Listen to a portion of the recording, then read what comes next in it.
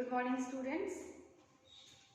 Dear students, we have completed the topic A Gateway to the West, Surat. We have talked about the prosperity, the development and the major ports of the Surat, and now we were discussing about the fishing in troubled waters, Masulipattnam. We were talking about the Masulipattnam in the last class, and I hope you have completed your homework which I have given you. So now let's continue this topic. So we will discuss about the this box, that is a poor fisher town. Okay. See, this is a description of Masulipattnam by William Mathall, a factor of the English East India Company in 1620. See, ये जो description है आप देख रहे होंगे आपके book में, ये जो बॉक्स दिया हुआ है इसमें एक टैलिक में या कह सकते हैं कर्सिव में थोड़ा सा ये जो स्टेटमेंट दिया हुआ है, ये किसने लिखा है? This is given by the William Methwold and he was a factor. Factor means क्या थे? फैक्टर मीन्स होता है अधिकारी, ठीक है, जिसको किसी डिपार्टमेंट का रिस्पॉन्सिबिलिटी दे दिया जाता है, प्रभारी अधिकारी, ठीक है, मतलब उनको क्या कर दिया गया, किसी एक डिपार्टमेंट का उनको पूरा भार सौंप दिया गया, रिस्पॉन्सिबिलिटी दे दी गई, ठीक है, तो वो हेड ऑफ दैट डिपार्टमेंट हो गए और वो रिस्पॉन्सिबल होंगे सभी कामों के लिए, ठीक है. तो William मैथॉल was the factor of the East India Company, English East India Company के वो एक फैक्टर थे. कब? 1620 में. एंड क्या कहा था उन्होंने? This is the chief port of Golconda. He said about the Masulipatnam. उन्होंने किसके बारे में कहा था? मसूलीपट्टनम के बारे में कहा था कि it was the chief port. ये एक चीफ पोर्ट था किसका? गोलकोंडा एम्पायर का, ठीक है. हमने गोलकोंडा, बीजापुर, बेरार, ये सारे डिस्ट्रिक्ट के बारे में पढ़ा था जिसपे मुगल एम्पायर का कंट्रोल था. तो we are talking about the Golconda, कि गोलकोंडा का एक बहुत इंपॉर्टेंट पोर्ट था. कौन? Masulipatnam. And where the right worshipful East India company have their agent. यहाँ पर जो ईस्ट इंडिया कंपनी थी उसने अपने राइट्स को यहाँ पर सेटअप किया हुआ था, ठीक है. मतलब इस पोर्ट पर किसका कंट्रोल था? ईस्ट इंडिया कंपनी का था. ईस्ट इंडिया कंपनी के जो एजेंट्स थे उन्होंने अपना कंट्रोल यहाँ पर बना रखा हुआ था. It is a small town but populace. ये एक छोटा सा टाउन था बट बहुत ज़्यादा पॉपुलस था, मतलब जनसंख्या, आबादी वाला, ठीक है, बहुत सारी पॉपुलेशन यहाँ पर रहती थी. अनवॉल्ड मतलब बहुत घिरा हुआ नहीं था, बहुत सिक्योरिटी नहीं थी यहाँ पर, जैसा हमने 45 पढ़ा था, ठीक है. तो ये 45 नहीं था, ये अनवॉल्ड था, मतलब खुला हुआ था, ठीक है. इल बिल्ट एंड वर्स सिचुएटेड, ठीक है. ये इल बिल्ट था, मतलब कह सकते हैं पूरी तरह से एक अच्छा कंस्ट्रक्शन यहाँ पर नहीं था, और वर्स सिचुएटेड था, ठीक है, मतलब ऐसे कंडीशन में ये पोर्ट था जो कि वर्स्ट कंडीशन थी, ठीक है, मतलब खराब कंडीशन में था ये. Within all the spring are brackish, ठीक है. अब यहाँ पर क्या था कि जितने भी स्प्रिंग्स थे वो यहाँ से आकर के टकराते थे, ठीक है, मतलब जितनी भी लहरें आती थी, जितने भी सीजन्स आते थे वो यहाँ पर आकर के टकराते थे. It was first poor fisher town. ये स्टार्टिंग में क्या था? एक पुअर फिशर टाउन था. मतलब क्या था? एक ऐसा टाउन, एक ऐसा पोर्ट जहाँ पर बहुत छोटा मोटा जो मछुआरे होते हैं, जो फिशरमैन होते हैं, वो यहाँ से मछली पकड़ने का काम करते थे, ठीक है, मतलब बहुत ज़्यादा डेवलप्ड एरिया ये नहीं हुआ करता था. Afterward the convenience of the road, a place where ship can anchor. अच्छा, इससे पहले मतलब कि यहाँ पर क्या था? रोड का भी प्रॉपर नेटवर्क नहीं था, रोड की भी सुविधा नहीं थी अच्छे से, ठीक है, और made it a resistance for merchant and so continue since and the Dutch nation frequented this coast. अब देखो क्या हुआ कि made it a resistance for the merchant, ठीक है. यहाँ पर क्या बनाया गया? रेजिस्टेंस के लिए बनाया गया, मतलब मर्चेंट्स के लिए, जो व्यापारी थे उनके लिए रहने की जगह बनाई गई. एंड सो कंटिन्यू सिंस, और ये फिर कंटिन्यू रहा, मतलब एक के बाद एक यहाँ पर फिर धीरे धीरे करके डेवलपमेंट होते चले गए, ठीक है. हम कब की बात कर रहे हैं? Before the controlling of east India company on the Masulipatnam. ठीक है, मतलब जब ब्रिटिश इंडिया कंपनी का यहाँ पर कंट्रोल नहीं था, जब ये ब्रिटिशर्स के आने से पहले की क्या कंडीशन थी, हम उसके बारे में बात करते हैं। और किसने कहा है ये विलियम मैथोल्ड ने कहा है। ठीक है, तो विलियम मैथोल्ड बताते हैं कि मसूलीपट्टनम गोलकोंडा पोर्ट, जो गोलकोंडा है एरिया है, वो किस तरह का था और बाद में वो कैसे डेवलप हो जाता है। ठीक है, and the Dutch nation frequented this coast, और जो डच नेशन है, जो डच एरियाज थे, उन्होंने फिर यहाँ पर धीरे धीरे करके इस कोस्ट पर पहुँचना शुरू किया, इस एरिया का डेवलपमेंट करना शुरू कर दिया।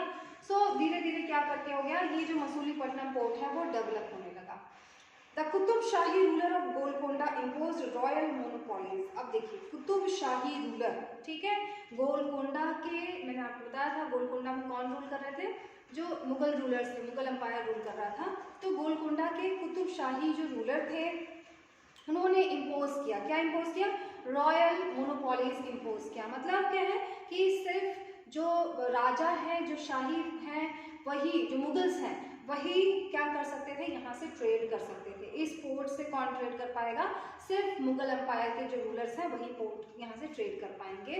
On the sale of textile, क्या कर सकते हैं यहाँ से, टेक्सटाइल का सेल करना, स्पाइसेस एंड अदर आइटम। ठीक है, स्पाइसेस, टेक्सटाइल और अदर जो चीज़ें हैं उनको, to prevent the trade passing completely into the hand of the various East India companies. क्यों ऐसा किया उन्होंने, ताकि वो पोर्ट पूरी तरह से उनके कंट्रोल में रहे और ईस्ट इंडिया कंपनी के हाथों में ना चला जाए। मतलब वो चाहते थे कि ब्रिटिशर्स के हाथ में ये जो पोर्ट है ना जाए और ये किसके अंडर में रहे, मुगल एम्पायर के अंडर में ही रहे।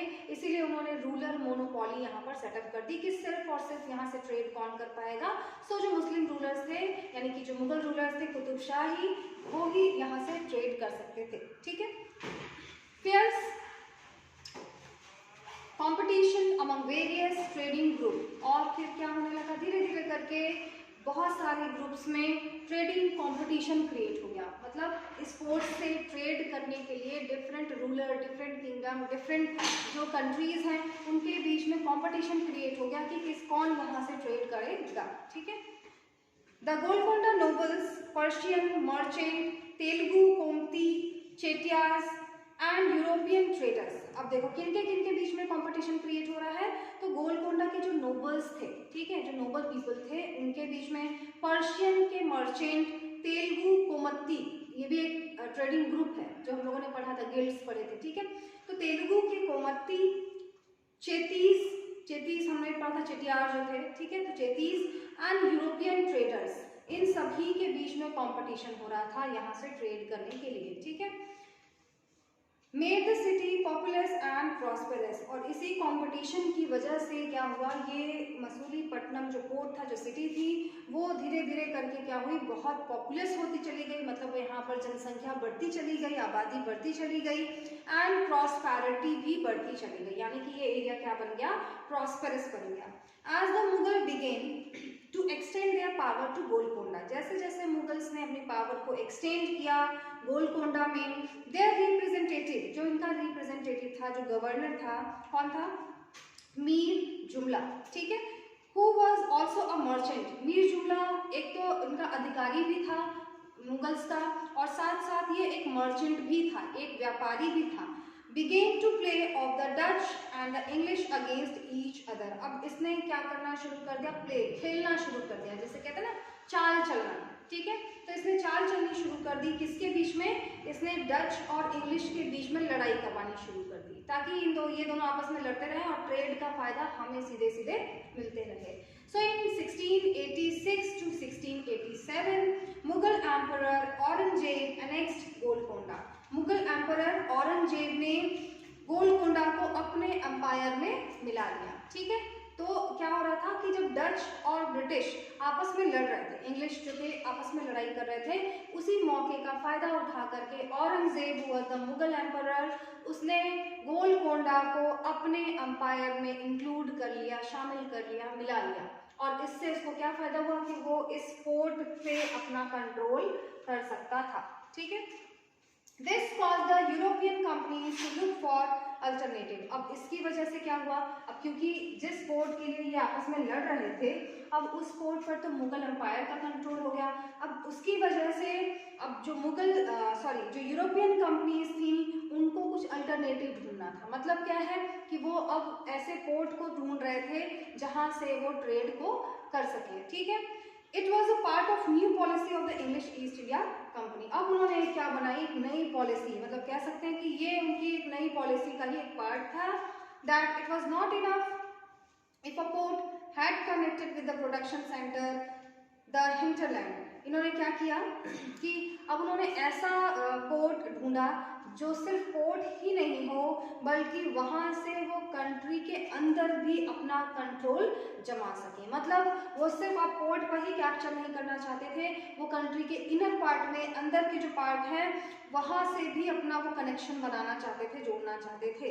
The new company trade centres, company के, ईस्ट इंडिया कंपनी के जो नए ट्रेडिंग सेंटर्स बने, it was felt should combine political, administrative and commercial role। ठीक है, इनको कंबाइन किया गया। जितने भी इन्होंने सेंटर बनाने शुरू किए ईस्ट इंडिया कंपनी ने, उन्होंने क्या करना शुरू कर दिया, उसको पॉलिटिकली, उसको एडमिनिस्ट्रेटिव और कॉमर्शियल तीनों में इसको मिला दिया। मतलब उन्होंने जो भी सेंटर्स बनाए वहां पर हर तरह की एक्टिविटी को उन्होंने किया और तीनों को उन्होंने इकट्ठा किया। ठीक है, As a company, traders moved to Bombay, Calcutta and Madras। जब कंपनी के ट्रेडर्स मूव करने लगे, कहाँ मूव कर रहे थे वो धीरे धीरे, बॉम्बे, कलकत्ता एंड मद्रास। ठीक है, कलकत्ता हम क्या कहते हैं आज के टाइम में, प्रेजेंट टाइम में कोलकाता, बॉम्बे को हम क्या कहते हैं प्रेजेंट टाइम में, मुंबई, एंड मद्रास को प्रेजेंट टाइम में हम चेन्नई कहते हैं।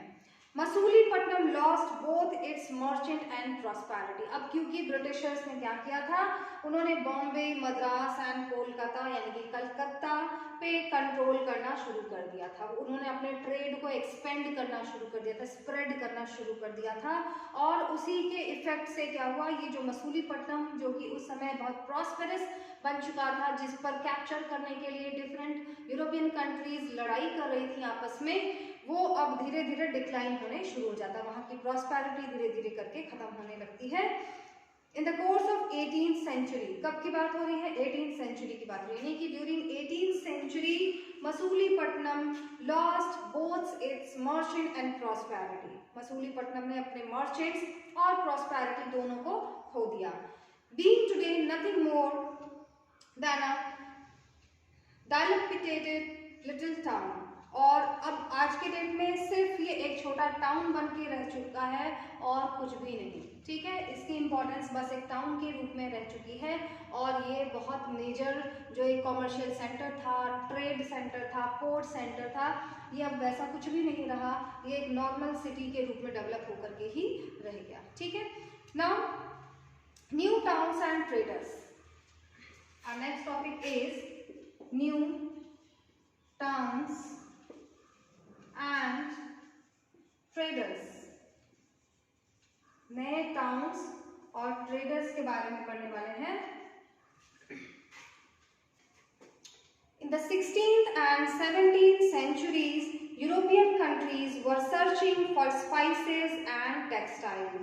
16th and 17th century में हम देखते हैं कि यूरोपियन कंट्रीज सर्च कर रही थी, किसके लिए सर्च कर रही थी, for spices and textile. Spices के लिए सर्च कर रही थी एंड टेक्सटाइल यानी कि कपड़ों के लिए सर्च कर रही थी, which had become popular both in Europe and West Asia. ये दोनों चीजें कहाँ पर ज्यादा पॉपुलर हो रही थी, यूरोप के साथ साथ वेस्ट एशिया में भी ये चीजें बहुत ज्यादा पॉपुलर हो चुकी थी, स्पाइसेस एंड टेक्सटाइल।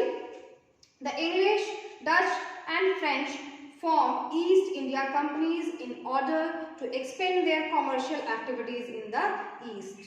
हम देखते हैं कि ईस्ट इंग्लिश यानी कि Britishers, Dutch and French people formed East India Company. इन तीनों लोगों ने अपनी अपनी ईस्ट इंडिया कंपनी बनाई, English East India company, Dutch East India company and French East India company. इन सभी लोगों ने अपनी अपनी ईस्ट इंडिया कंपनी बनाई।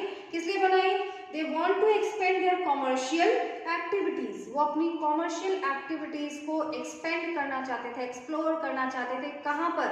ईस्टर्न साइड में, ईस्टर्न पार्ट में, एशिया के ईस्टर्न पार्ट में वो अपने जो ट्रेड है, जो कॉमर्शियल एक्टिविटीज हैं, उनको एक्सपेंड करना चाहते थे। Initially great Indian traders like Mulla Abdul Gafar and Virji Vora who owned a large number of ships competed with them। अब हम क्या देखते हैं कि इनिशियली ग्रेट इंडियन ट्रेडर्स, अब उसी में बहुत सारे ऐसे हमारे ट्रेडर्स, इंडियन ट्रेडर्स थे, लाइक मुल्ला अब्दुल गफर एंड विरजी वोरा। ठीक है, ये दोनों क्या थे? ग्रेट इंडियन ट्रेडर्स थे।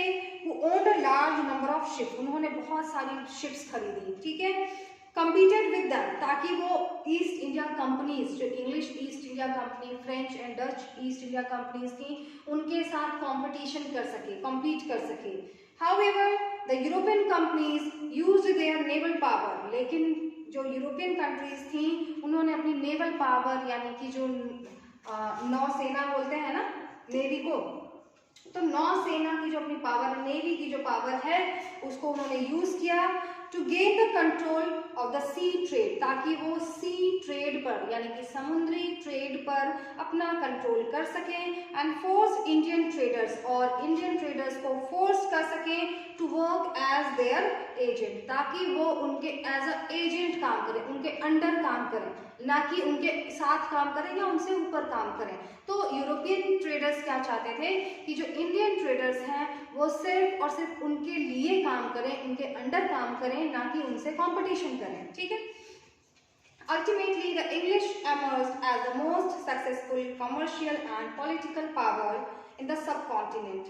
Ultimately क्या होता है? The English, जो इंग्लिश पीपल थे, emerged as the most successful commercial and political power। हम देखते हैं कि ये जो इंग्लिश पीपल थे, जो ब्रिटिशर्स थे, ये एक बहुत पावरफुल कॉमर्शियल और पॉलिटिकल पावर के रूप में अमर्ज होते हैं। कहाँ पर? हमारे इंडियन सब कॉन्टिनेंट में, यानी कि इंडिया में। हम जानते ही हैं ब्रिटिशर्स ने हमारे ऊपर रूल किया, कैप्चर किया।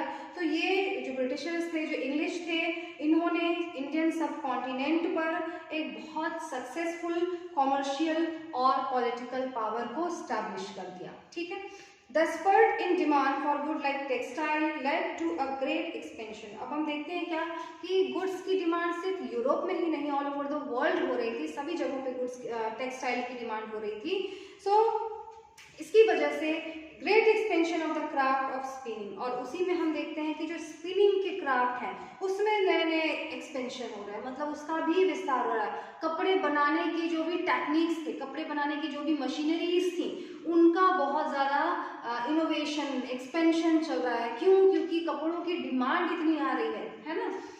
So with more and more people taking them, ज़्यादा से ज़्यादा लोग क्या कर रहे थे? कपड़े बनाने के लिए इन टूल्स को, इन मशीनरीज को, इन टेक्निक्स को खरीद रहे थे, ले रहे थे, यूज़ कर रहे थे।